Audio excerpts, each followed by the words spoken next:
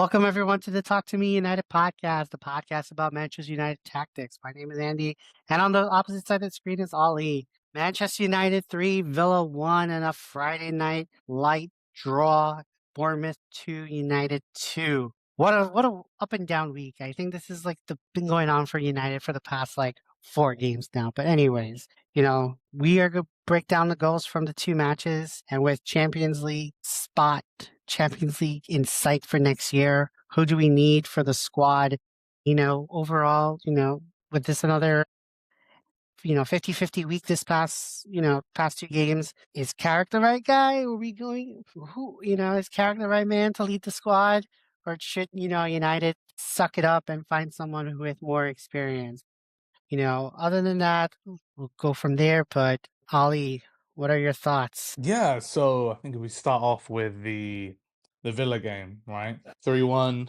Casting my mind back to it, I think obviously results are really important in this business, right? And Carrick is getting those. What I will say is, in terms of the tactics, I'm not seeing so much of the tactics in terms of when he had a clear vision of when Dorgu was playing and Ahmad was playing narrowly. And now it's and other than the fact that Bruno is right up top with Mbumo, I just think that. And then I was looking at Villa. Villa were very flexible in how they were adapting, and they had a different in possession shape and out of possession shape. Morgan Rogers was like, when he was defending, he was out wide, and when they were attacking, he was more central. So notice that from the opposition side, some like in-game flexibility there. Even though we won, right? We still won, and despite all that flexibility, I think the players are just very good at having moments, right? And when you have a player like Bruno Fernandes, he could supply you moments. So it's good to have players like that. But the thing with that is you tend to get found out. And I think we'll talk about the Bournemouth game after, but the problem is we get overrun in midfield. And we got overrun in midfield for that Bournemouth equalizer. So, against Villa, it didn't really happen. I mean, at times we did, but they normally played, two central midfielders anyway. They're not overloading with like 4 or 3. So Mainu, Cass, they kind of had it under control. And yeah, I just think the players took the goals pretty well. I think Cunha's that guy right now, right? Cunha and Bruno, that connection is really coming to fruition. He's got that bit about him. And it's interesting because he was on the bench, when Dorgu was playing, and Dorgu was playing incredible. So we kind of have that on that left hand side, pretty well done. And on the right hand side, you've got Mbumo and Ahmad, right? So yeah, like Cunha is probably the go to guy alongside Bruno. So yeah, it's good to see. Well, what are your thoughts on the game? So I thought Villa's game was very like a complete performance of like how we played, how the shape, how we were scoring goals. Like I felt very good about how the structure was and how we were playing. I think the one like tactical difference that I've seen is that he is playing Casemiro and Kobe close together now. Like they're just like essentially like parallel to one another up along the pitch and on the side. And I feel like that has provided stability in the midfield. And I think that's like the one big difference between Carrick and under Ruben is that we're very compact with the 6 and the 8 and your defenders. So we're not getting really cut up and balls being passed through, etc. So it's finally have like that stability. But it works for one game, and then in the next game against Bournemouth, we drop levels. Like I don't know what's up with like there's always like one team from like the middle to the bottom tier of the table that's like our boogeyman, like every season and stuff. It used to be Brighton, now it's like Yeah. Bournemouth. So it's like, they just Both had teams that some play really good football and have right, really good passing right. midfield. Right, right. They have good fundamental teams. Like they don't have world class players, or they have potential world class players Yeah. in different spots, but not like it. And then they're all in their starting 11. But they're well coached and they know how to, play the game that they can go anywhere and beat anybody. That being said, I think that the Bournemouth game is just so defeating of how like they give up, they score a goal, or they thought they had a penalty, and then the opposition could go down the pitch and then score. The whole not playing to the whistle or looking for the flag. Like this has been Man United's MO for years now. And I feel like it always comes back and bites them in the ass where we are dropping silly points. Because I felt like we were in control for Bournemouth and I felt like we weren't. I thought we were going to come out with 3 points just because they didn't look through so like threatening or so. And because like we're so compact with the 6 and 8 and the defenders that it wasn't like you're going to get much of like a clear cut chance. So I felt good that if we get another goal, 2-1, we'll be able to hold it and go from there. Just this whole mentality of score one, then give up a one, and then it just stays stagnant. And that's why kind of like earlier in the year, I've always mentioned this. Like, I feel like this is a Jose Mourinho's first year at United where we're just like, we're not going to lose much, but we're going to draw a lot of silly games. And I feel like we're at that point because what we draw like 10 games so far Oh, wow. and only lost 6. So he's kind of proving my point right there. Because I think Jose's first season he had 15 draws and I think five losses. So we're as long as we don't go hit some more draws, we should be good. But that being said, like we've said before, like we're not showing stats anymore. We're not showing anything because it's just about results and getting into Champions League. So I think that's what it is. Just grinding out wins, draws, get points as much as you can to solidify Champions League. And Yeah, that's how I feel. yeah. I think so for the Bournemouth game, I think so. What I feel about there's a really good point you made about Brighton and Bournemouth and those types of teams, and I think it's those types of teams that play expansive football and they have a very like structured midfield. Like they flood the midfield, and that's like our kryptonite. If you put Mhm. bodies in the midfield, especially if we're attacking, we just get outnumbered so quickly, and we'll break down the Bournemouth goal. But I feel like that's the perfect way to score against this United team. Is you get through the midfield. Okay, yeah, it was a penalty. I'm pretty sure it was a penalty. I'm not like it's a complete penalty if I'm honest, right? Right. Like yeah, I think like 60-70% that's the penalty. What I don't like is Cunha like not chasing back. Right, I think he eventually comes back, but in that moment when you lose the ball, the first 3 or 4 5 seconds, that's the most important part. And he's kind of like, I don't know if he's flailing his arms, he's doing something right, or complaining that they want a penalty. Ahmad is gonna lie down, like that's what he does. And so then they come out and then they just progress the ball and then it's side to side, and that is the way to get at this Man United team. And it's so clearly we're so outnumbered in the midfield, and we weren't like that against when we were more compact against City and Arsenal, and that's because we're playing against a team where you kind of want to take the game too, but you have to Mhm. also be wary of like what damage they can do. But yeah, I think like I wasn't confident we were going to win it against Bournemouth. Um, Especially like we got the goal, the second goal from a set piece, which I thought was lucky, and then yeah, I feel like a draw was like a fair result. Yeah, I didn't have a feeling that we were gonna win that game in particular. I think the midfield was just it was. I feel like they could get a hold off of that. And I thought, is it Rayan? Like I thought he was decent against Luke Shaw. He was cooking a bit, and Well, we made that comment of like he's Tuchel's not not at the World included. Cup. Yeah, Yeah, he's not. Tuchel he didn't make Tuchel's 35-man squad, so now the levels are going to drop. That he has yeah. no future anymore. Yeah, which like it's incredible because he started every single Premier League game. If there's a World Cup, you're gonna take him in. Out of every tournament that he's done, this is probably the most consistent he's been, and you're not taking him. Um, I don't think he should be our starting left back next season. Oh yeah, we'll get into that, but yeah, I feel like I mean, I like Lewis Hall. I think Lewis Hall's a good player. Who else you got in the England squad? What you got? Dan Burn potentially playing left back. You don't want that against some like tricky wingers at the World Cup. Miles Lewis But Skelly's not getting any game time. Then I'm just like, or you put Livramento as a backup. I don't know, man. I would have but taken let Shaw. but let's be real. Tuchel plays in a 3-4-3. For or England. three, yeah, 3-5-2, whatever you want to call it. He plays he that's his style. So pretty much it's either where Luke Shaw's been always been playing in back three with Ruben. He's a left center back because I don't think he can go up and down the pitch in World Cup season as a left wing back. Yeah, I guess, I haven't watched. I mean, there's an England game on tonight, but from what I've seen, I thought he plays like a 4-3-3 or like a 4-2-3-1. Anderson and Rice in the middle, and then he plays a flat back four. But I haven't been watching them that much. I know his Chelsea team play like that. For England, I don't know. I'll find out tonight what he's gonna do. But yeah, yeah, I would never have Luke Shaw as a left wing back unless the opposition has 10 or 9 players. Like, yeah, he doesn't have the legs for that. But yeah, I thought I was never really confident in that Bournemouth game, and that's fine.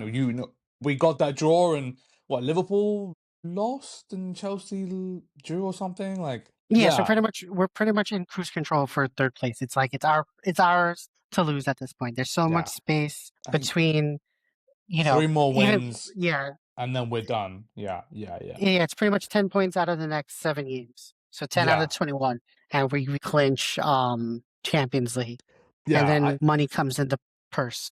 Yeah, so I don't know how. So you know how confident I was about the coefficient. I was like, yeah, mate, there's so many teams in Europe, and then they all went out of the Champions League, apart from Arsenal, and so it's just like, yeah, but kind of banking on the Europa and Europa Conference League, Crystal Palace and Aston Villa to make like a deep run. Like I think what the closest is Spain or Italy, like one of them. But yeah, they need to be careful about that, man. Like I mean, Arsenal should get to the semis, and then yeah, because like I'm still worried we're gonna have like a little dip, even though third should be ours, especially if Villa concentrate on the Europa League, which they should. So apparently the rumor is that because of international break and because when we come back it's the FA Cup. Yeah, it's the FA Cup that plays the weekend before the Yeah, yeah, Premier yeah. League comes back. And they're going to Dublin to do like a high intensity type of training for the last 7 games. So Oh, okay. the rumor was they were supposed to go to Dubai for warm weather training, but because Mm. of bombs and everything over there, Yeah. they can't go. They even warn players like don't go traveling Yeah. to the area because if you go and you can't come back, we're not saving you either. So they've been telling everyone to be mindful of it. No. But 7 games to Warm, go. yeah, I guess, yeah, it's not gonna be warm weather training in Dublin. It's gonna No, be it's not. intense weather. It's gonna be intense windy training in Dublin. Kidding. It's pretty much Manchester, but a lot more wind. Yeah, exactly, exactly. I love Dub. I love Ireland though. I love Ireland. Shout out Ireland, man. So, I mean, we'll see what happens. I don't know. I also feel like now that like our faith has been sealed of like there's no more trophies, that it's pretty much just like writing it out for the rest of the season just to get Champions League and coast. It feels like these games don't have like intense meaning anymore. Like, breaking down play style, break down the tactics and stuff because we know that Tarek's intro. We know that it's just trying to muscle out the win. So it's like again, I still keep going back to this point because I see it on United social media, etc. Is that we want to give Carrick the job, right? But then it's like, what has Carrick done to get the job other than get results? Like, I get it.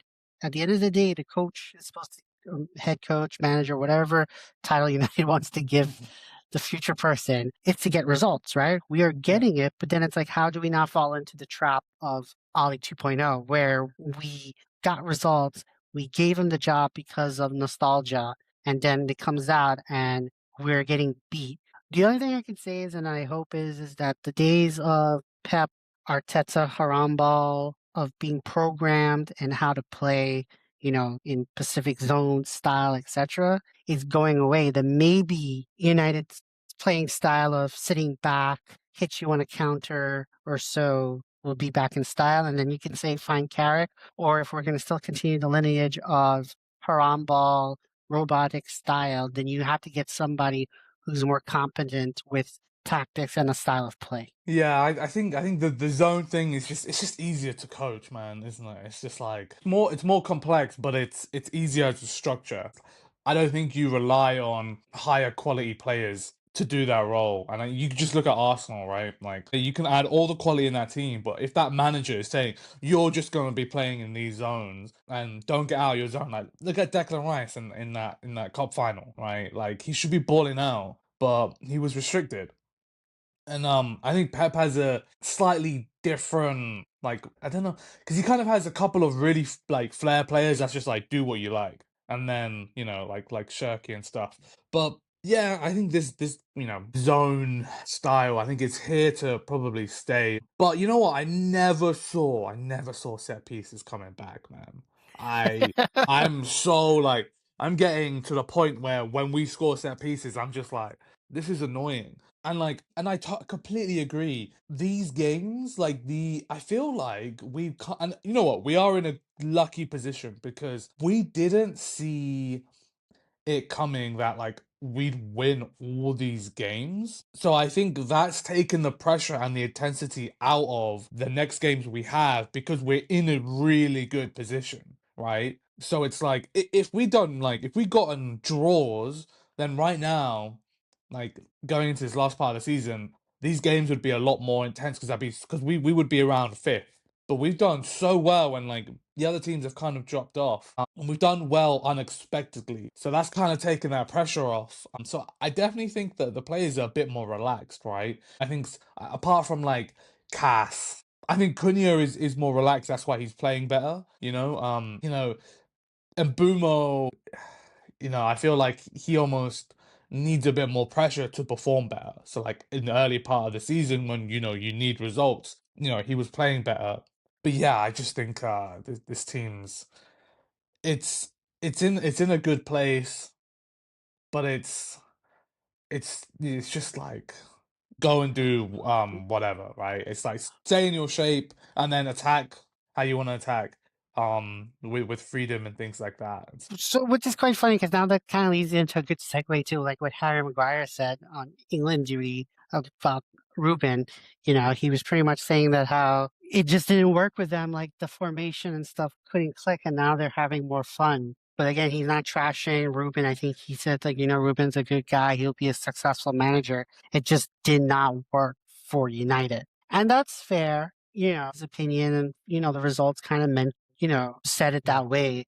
But then at that point, it's like, again, should we hold the players to a higher accountability of like, no, this is your manager. You're supposed to fit into the system to a degree. Not everybody can fit into a Pacific style or system that, let's be real. And then also, too, that falls on the heads of Ineos of like why they brought in a 3-4-3 coach when, our squad was built and still built for a back four. Yeah, yeah. I think I thought so. I kind of changed my opinion. I was just like, oh, the players are like annoying, right? They're just so Mhm. like, why can't you just play in these positions? But I'm now the opinion that the hierarchy just got it wrong, man. They just got it completely wrong. But I understand why they got it wrong because it's like all these managers that I tried to play, 4-3-3, 4-2-3-1, nothing was happening. We needed to go, we almost needed to follow the crowd in someone that's very rigid in their formation, that's got a lot of bodies, in the wing backs and the back three. They went with the crowd whilst not having that squad. And I reckon if Ruben goes to City, he'll cook, right? He's not going to be as dominating as Pep, but like, imagine he puts Kevin De Bruyne in that centre mid role next to Rodri. Like, that's not going to go down well. It's the same thing with like Bruno. Like De Bruyne, 100%, he could do a job there, but his full potential is he needs to be further upfield. And I think Ruben did get it, a bit wrong as well, But yeah, I think that was just the wrong appointment. It wasn't a bad appointment.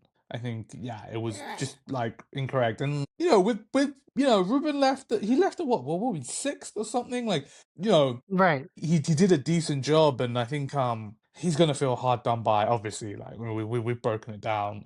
Certain promises were made and stuff, which makes scouting the next manager really interesting. What route do you go down? Like goes back to what you said. You go back to this, kind of boxed play style where everyone's got a zone, or do you go for someone that's a bit more expressive, more Man United DNA? I don't even know what Man United DNA is because I think nobody, it's nobody plays a 4-4-2 anymore. well, I feel like 4-4-2 press is like the biggest. Everyone does that, right? Everyone Or does like that, a but not four in two terms of four attacking. press. Yeah. But I think Man United DNA, it's wingers attacking with pace. But the thing, or so it's that which goes against. It's kind of contradictory, isn't it? Because we should be the ones like dominating possession and dominating the game. So how are you going to attack with pace, right? So I think that's kind of contradictory.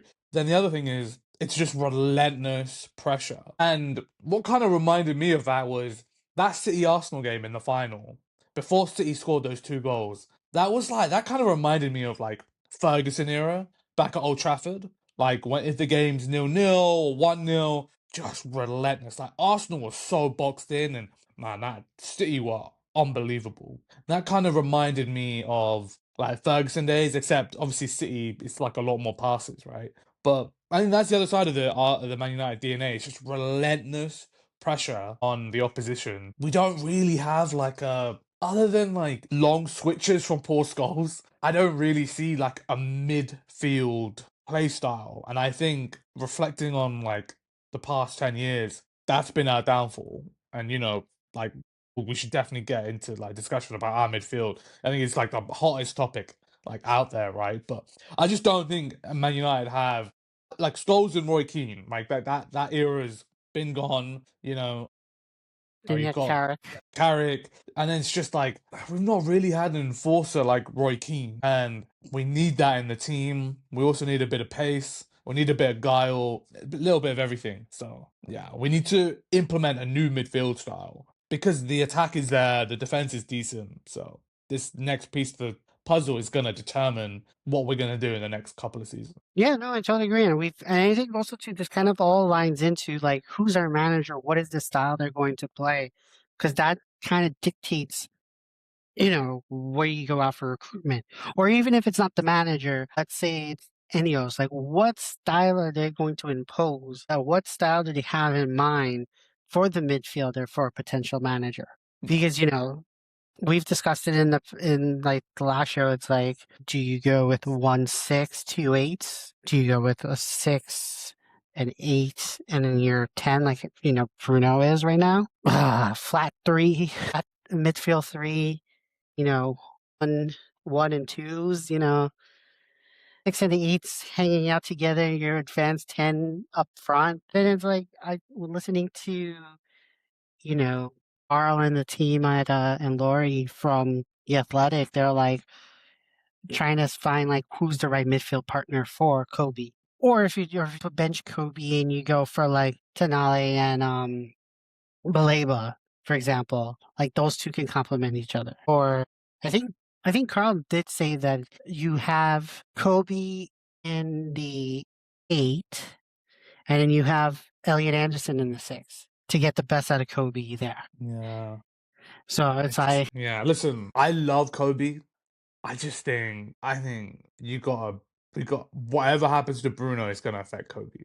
Because right. if you have a 6 behind Kobe and you have an 8 next to Kobe, that's gonna be great for Kobe. However, there's gonna be a lot of pressure on him because yes, he's a link man. That's what he does. But he's not that final pass executive like Bruno is. Like we're seeing that from that goal with Cunha, right? Kobe doesn't have that in his locker yet.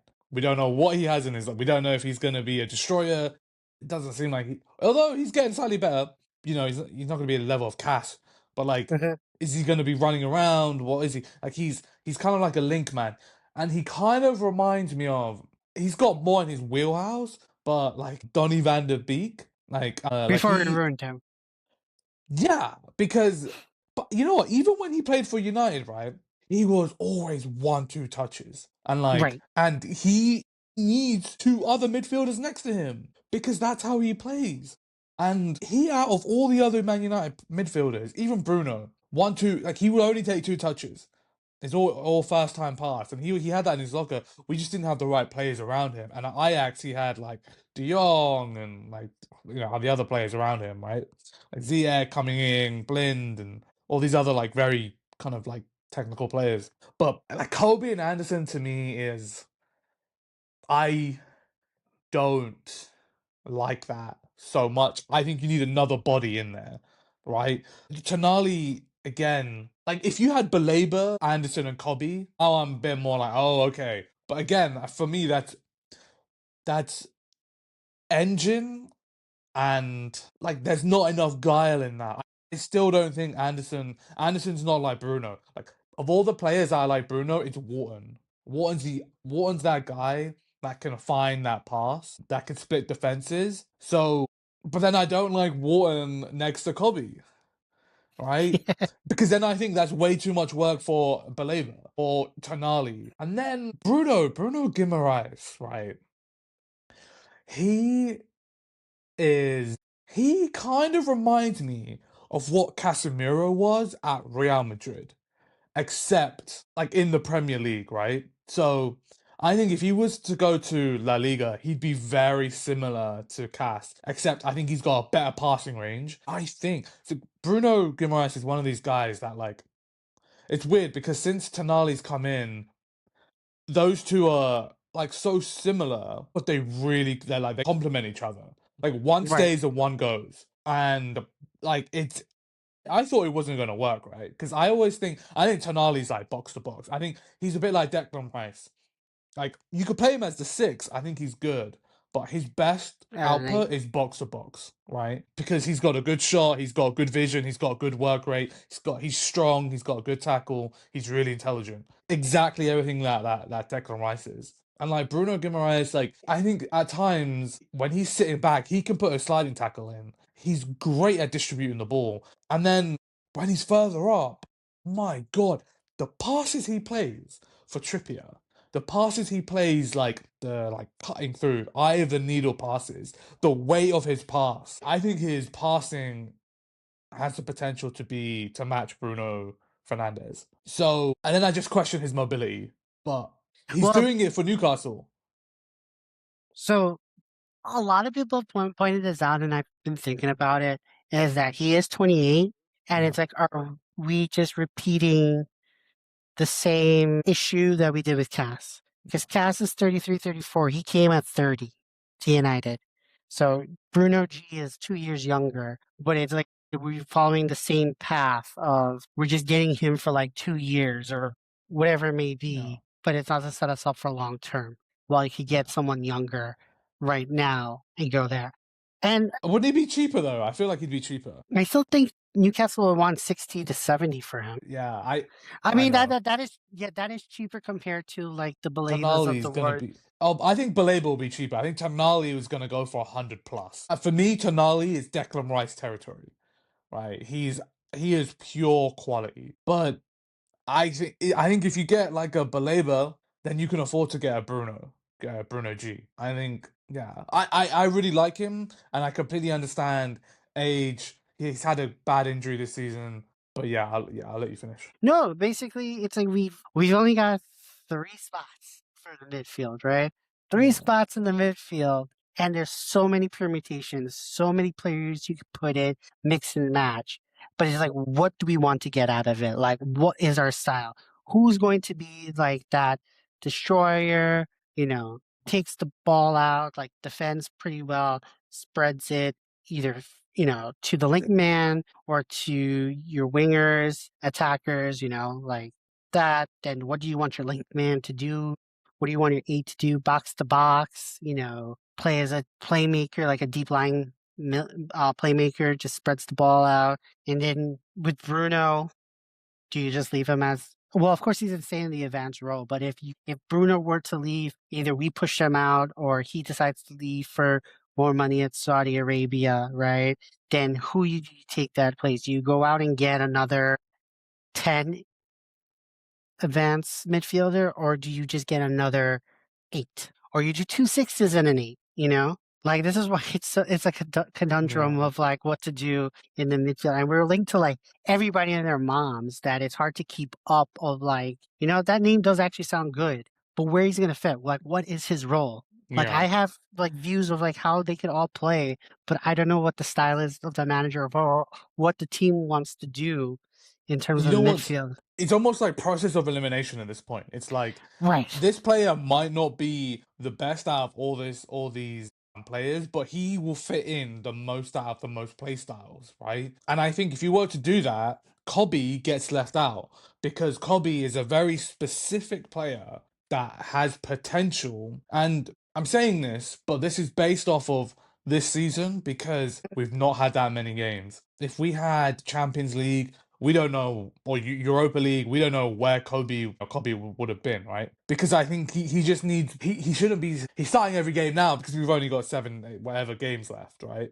But with Champions League and stuff like that, you do need to take him out of the team and then kind of let him develop his own style. But I think Elliot Anderson, he fits in the most, and Tonali, those are the two players that fit in every single thing. It's almost at that point, what would you rather do, man? Like, would you rather go out and spend 100 million on one of these, Tonali and Anderson, forget about Baleba, and then go and get like a someone from Europe for like 40 mil, and then have an academy person, right?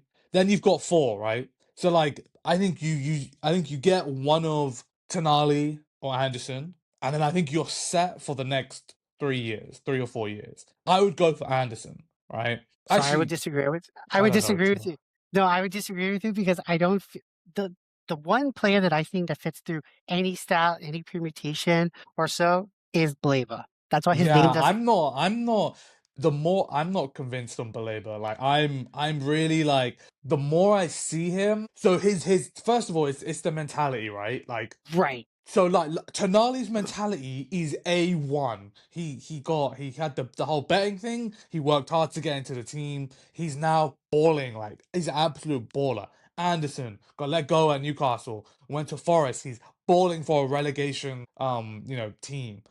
Labor, oh, like okay, he's 2021, and I think it's more his physical attributes that people are getting hung up on. Oh yeah, he's quick across the ground, and he could do this, he could do that. He's had like 1.5 good seasons in the Prem. Yeah, he did all right at Afcon, but his mentality is a big worry for me because like it's just like if you can't handle like being rejected, or not being able to go to Man United, like do your job. Right, do your job. And I just think that's a big worry for me. And I'm so unimpressed by what he's done this season. Like And he's like I wouldn't pay more than 50 million for Baleba. Like I think his market value has completely and that's gone down. completely fair. Like that's the main Yeah. criticism I've heard, and everybody, even Carl on the pod, was like, if you're getting, hurt and your levels have dropped because you couldn't get up your move to Manchester United, Yeah. like what are you gonna do when you get here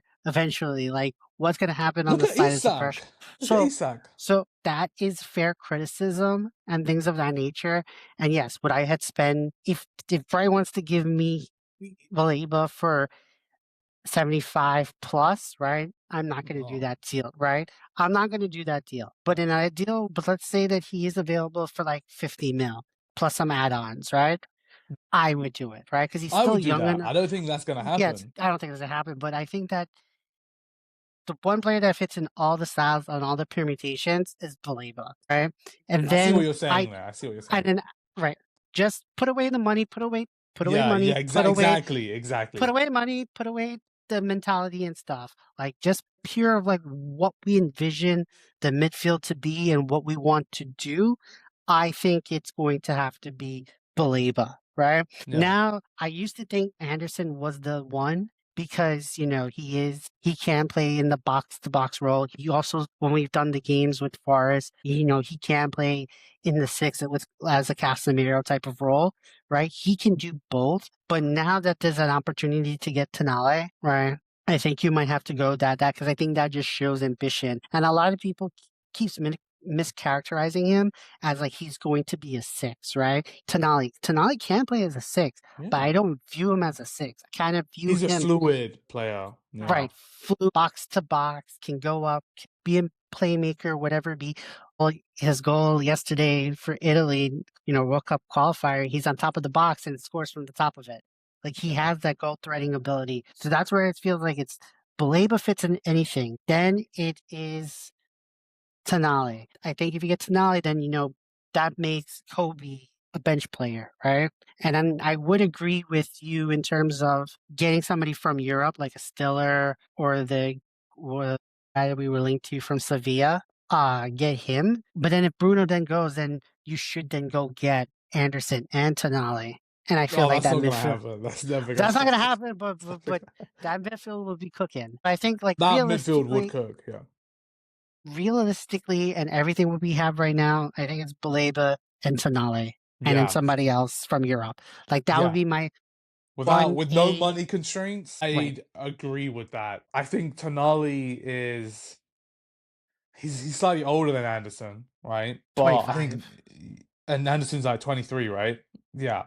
Yeah. So, he's a bit more mature and you could tell that about his game. He's like a Rolls Royce player. Anderson, there's just something about Anderson that I'm just like, this is Man United. Like, you can play well for England because you're next to Declan Rice, like Right. one of the best Premier League players in the league. So, I think Tonali would be less of a risk than Anderson, but I almost feel Anderson because he's slightly younger, he could have like really good potential longer.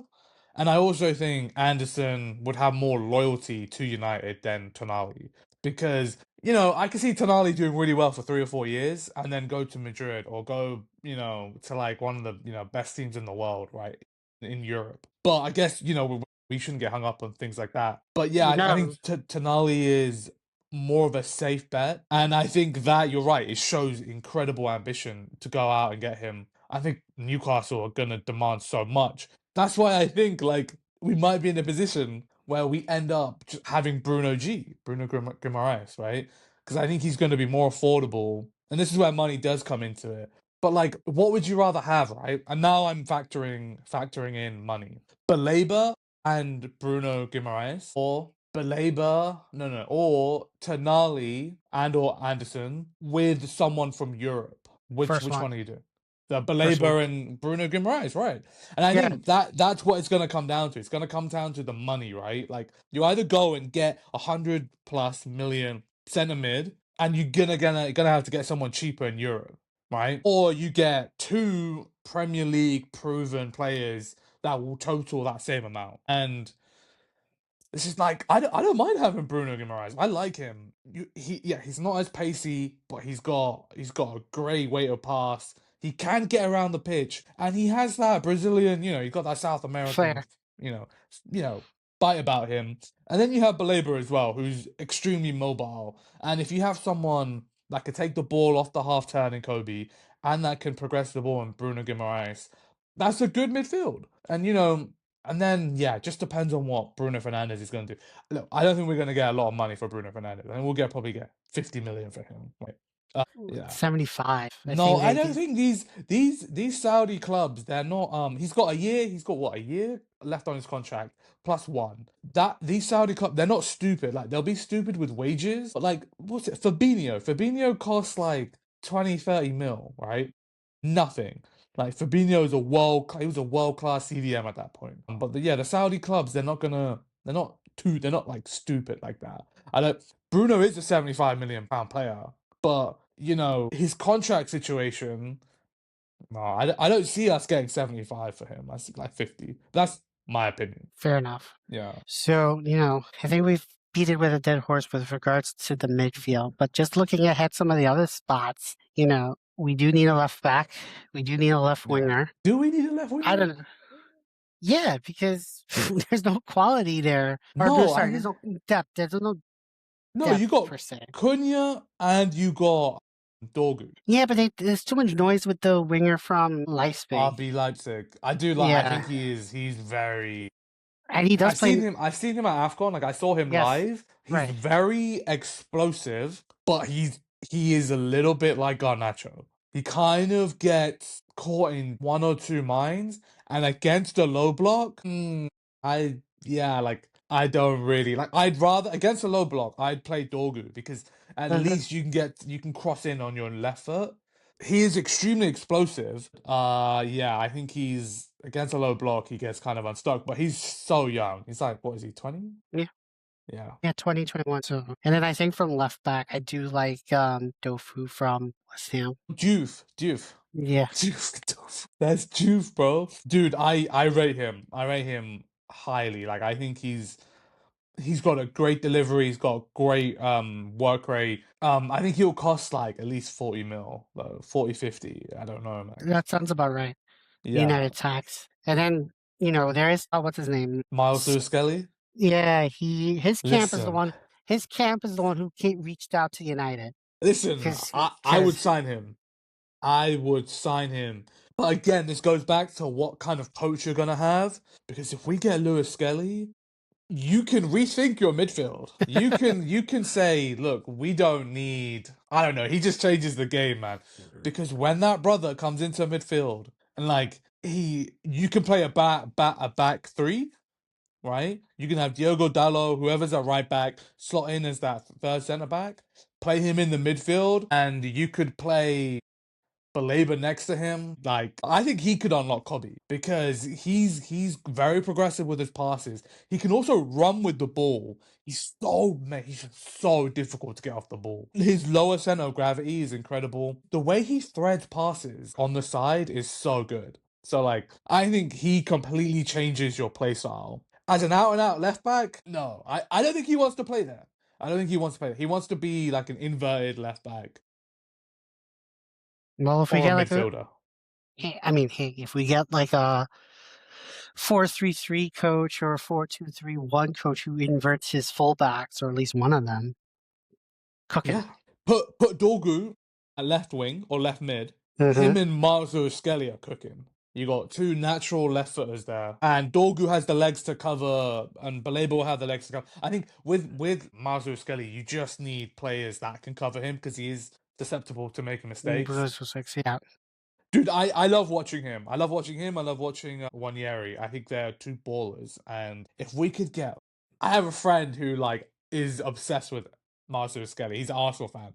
If we get him, it's generational tormenting. Like he's just he's. I didn't believe it. Like when he told me that we were interested in him, and I think Sky Sports are like, yeah, maybe it would be a great. It would just be banter, man. It would be ultimate banter. Arteta Haram ball strikes again. Yeah, Another man. sacrifice. Another sacrifice to the Haram. I just don't like. He did sign a new contract, so I'm really curious to see how much he'd go for because he's an academy player. That's pure profit. I really wonder, like, if They need to Arsenal sell take though. that. Yeah, yeah. If Arsenal get 50, 60 million for him, I think 55 would be sound about right. And then English they tax they and can everything. invest that in like, huh? English tax and everything. Yeah, exactly. And he's so young, and he's balled out in the Champions League, right? He's balled out for England. And then I feel like Arsenal need to reinvest that in a left winger anyway. So yeah, man. Yeah, it's a bit crazy because I think he's the type of player that will fix some of Arsenal's problems because they need to be more like assured and like breaking this low block. But Arteta's just going for physicality and for set pieces. So, That still doesn't win them trophies. So yeah, yeah. We'll see, man. We'll see. We'll see. Couple of them man are shook. tell me about it. It's like again, Ten Hag looks even better every day at this point. But yeah, no. I think this is a good stuff. So we're about to head into the clips of the past two games. Like this is just our like I said, with all the stats and stuff, it doesn't make sense to continue that because of where we are with the intra manager. There's no real play style or anything. Just get the points. That's all it is. That's the main stuff. I think instead of believe in like Ted Lasso, Carrick has get points. Get the points. Get something. I think that's what he has. But so we're gonna go head over to the clips again. All the clips are presented by Y Scout.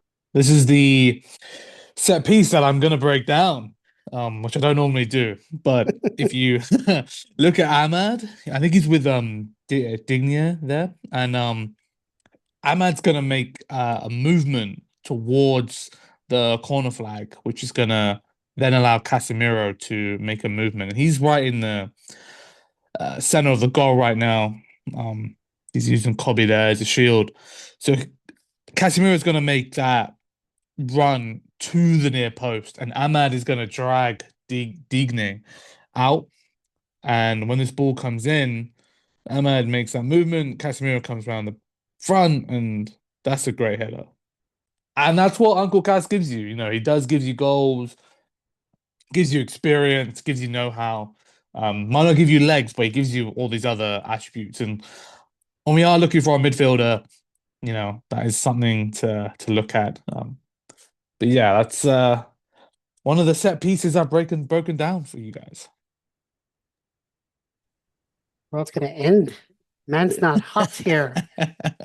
Big things man's doing up in here. But it's also kind of sad that we're breaking down so many set pieces goals because this is how we score these days. Yeah, yeah, it's it's kind of unexpected that, you know, we got the third goal, and this is what I'm talking about. Casemiro, again, look at that. Great play. And you know, Villa are in a decent position here. They got the back four here, and this is what happens when you switch the play and you've got, a forward, a winger that's providing width. All the whole of that back four has to now shift to that other side, and that causes chaos in the middle. Great touch by Cunha. He was cooking all game. And now watch Sesko, man. This is all about desire. This is what when he's not starting and he's on the bench, you are just that much more hungry. And he just like completely hurdles the Villa defender and gets his strike away and gets his goal. You know, I like how he can score like all types of goals, Sesko, man. Like this guy, he's a gem. He's a young player and he's getting up to speed, you know. Still got, a bit to go, but he's I just love having him in the team. If starting on the bench, it's great to have. Like we have our center forward, for the next hopefully 10 years. So don't want to put too much pressure and expectation on him, but I like seeing him getting deflected goals, headers, one touch, switches, all these things. So yeah, nice to see him on the score sheet. And I just find it quite funny how even in this picture you can see Bruno the ball's gone in the back of the net, but Bruno's like, yo, you still could have passed to me, you know. Like that kind of just shows his hunger, you know. I think he did an interview with I forgot who it might have been Match of the Day, but about his record assists for a Man United player, and he was like, yeah, assists are good, but goals are like better. That's just like you can tell Bruno thinks like that, which is, a good mentality to have. Yeah, what are your thoughts? Fascist. And again, another set piece. So Villa have a corner, and the amount of space that Bailey has, it's way too much. No one's gone out after him. And keep your eye on Ross Barkley. Like I've highlighted him. Nobody throughout this phase picks him up. And again, look, Ahmad not looking at the ball, protesting when he should be, his body should be around Tyrone Mings or Bailey going out to him. Doesn't happen. No pressure on the ball. And again, Barkley, look at all that space. He has way too much space. The ball doesn't come back to him. It gets delivered in. It's out. And now this is our back four, right? You got Luke Shaw right back. Um, you got Harry Maguire and Diego Dallo as your centre backs, and you got Yoro as your left back. Now, I think if that's Luke Shaw or if that's another left back, he's there. You're gonna come out to Barkley, right? Onana's in the middle there. You let your centre backs deal with him, but no one is looking at Barkley. And I also think Cunha, he's thinking with his attack-minded, you know, mindset. He should be back there, at least with Bailey. No one, the left back isn't on Barkley, way too much space. And, he hits a really good first time finish. But the worrying thing about this is no one picked him up. And I think that defensive lap, that's in this team, especially with set pieces. And when our defenders get dragged out of positions. We saw it earlier on with Ruben when Delict kept getting dragged out of his position. The defense just concedes a goal. So this is like a real problem that's coming out throughout the season. And it's just discipline. It's discipline and being flexible, and when you're being pushed out as a left back, you know what to do. You don't need to be an expert at it, but you just need to know your spacing and who to pick out. And Maguire's there, but he comes off, one of the Bournemouth defender. I don't think he knows too much about it. Um, but again, it's a really good delivery from Bruno and another set piece that we score, and just kind of shows you that resilience that, a couple of minutes later, we didn't get a penalty when we conceded, and then, just go off the other end. And I think Sesko was brought in for this corner as well. He wasn't like near it, but I think that might have caused some confusion as well. So yeah, I was kind of shocked when this came in. I was like, oh wow, that was quick. But yeah, obviously, we go on to concede after this. I Yeah. didn't. Yeah, yeah. Did you want to? Sorry, what are your thoughts? No, just another set piece goal from us. Yeah, I didn't. You didn't put. This was a penalty. That's why I didn't put it. Oh, right. Okay. Yeah. So I think the space between like Maguire and Shaw, like that's pretty, wide gap. Obviously, Kobe's there, but Shaw was kind of, run all over the place with Brayan, Brazilian, and just rolled his clip. He has to go chase him. And again, Bournemouth were doing this all game, outnumbering the midfield. Like they got bodies in there. And doesn't matter like what position you play, they just overloaded this midfield, and you can see that here. There's an overload there, and Cunha does his best to come back, but this ball then gets played into the number 10, but Cash should be, really getting out there and pressing, and then the problem is you got no one on their number 10, maybe Euro could come out, leave Maguire with Evanilson. But yeah, that Euro again, like so his he was anticipating the 1-2, he wasn't anticipating the half turn, and his body weight's just off here, he's just, 2 yards off of him, and that's a really nice finish from the Bournemouth defender. Sorry, attacker. And it just goes to show you when you switch the ball from side to side, you play through like that, it just completely disrupts, the uh opposition. And sure, again, so it's always when you move one of the United defenders into another position, they're kind of at six and sevens. But yeah, it was a good goal from Bournemouth, really well worked goal, overloading that midfield, having like multiple options on the ball, keeping, Euro guessing, and that half term is a good half term and really great placement for the goal. He just almost like passed it into the net. So it's a good goal from a Bournemouth standpoint. That's good football. So yeah, what are your thoughts? The whole Luke Shaw thing. So thank you again, Ali, for breaking down all the clips for us. Again, all the clips are presented by Y Scout. So we are filming this on Friday, March 27th. United does not play again for another 2 weeks on Monday Night Football against Leeds. So what we are thinking about doing is that since we got 2 weeks before the next game, I think you've heard of us talk about all of our midfield permutations. You listened to us who we want for like left back, left winger, maybe a striker here, maybe a right back there. So what we'll do for you is since we have the clips from Y Scout, we'll probably go through some of the players and do a video like that of like having some of the videos, their clips of the midfield players, wingers, etc. Let's have Ollie break it down again of like what they do best and see what they fit. And then, let's see what you guys think about in terms of who we should get, who's the midfield, where we should go. I think I think that we're maybe 5 players short from competing for the league next season or being competitive in all the competitions we've had. I think that's my opinion. I think we still have a lot Wow. of deadwood, but we need at least 5 players. 2 or 3 out of the 5 has to be in midfield.